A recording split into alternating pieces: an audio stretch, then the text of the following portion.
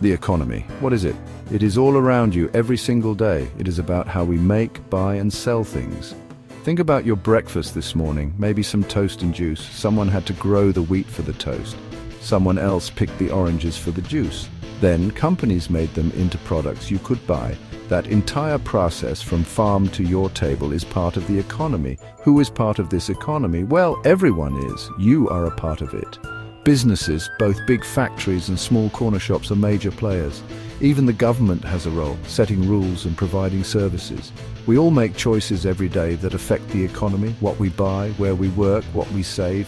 It all adds up. The economy is also about resources. Resources are things we use, like natural resources and human resources. And of course, there is money, which is a resource we use to get other things. The tricky part is that many resources are limited. So economics is largely about making choices on how to use these limited resources wisely. When we talk about a country's economy, it is like managing a very, very big household. Now let's dive into something super important: supply and demand. Supply is simply how much of something is available for people to buy. Imagine a local bakery. If they bake 100 delicious cupcakes in the morning, then their supply of cupcakes for that day is 100. Next, let's talk about demand. Demand is all about how much people want a particular thing. Let's stick with our cupcake example. If 200 people in town are craving a cupcake from that bakery today, then the demand for those cupcakes is high. Demand can change very quickly. Think about a hot summer day. The demand for ice cream and cold drinks suddenly shoots up. So, supply and demand are like two dancers in a constant performance. If demand is high but supply is low, prices usually go up. Conversely, if supply is high and demand is low, prices might go down. That is supply and demand at work. Let's talk about something called inflation. Inflation happens when the prices of goods and services generally go up over a period of time. That favorite candy bar of yours. If it cost $1 last year, inflation might mean it costs $1.10 this year. It means that the same amount of money buys you a little bit less than it did before. Sometimes it is because everyone wants to buy a lot of stuff all at once. This is called high demand. Another reason can be that it becomes more expensive for businesses to make things or provide services.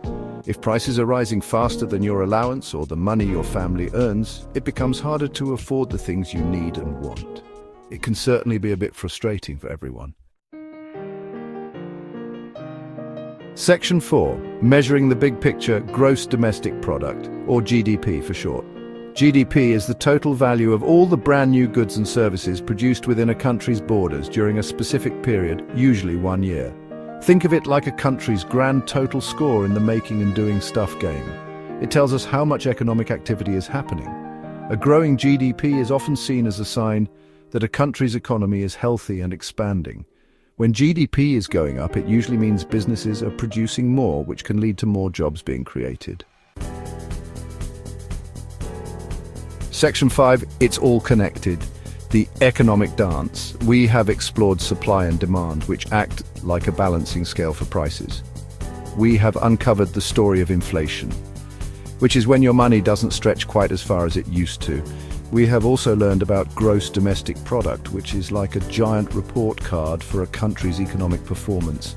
The most important thing to remember is that these are not isolated concepts. They are all interconnected, like dancers in a grand economic performance. Governments and special banks called central banks keep a very close eye on these economic indicators. They try to steer the economy to keep it healthy and stable. Understanding these fundamental economic concepts helps you make sense of the news you hear about the economy.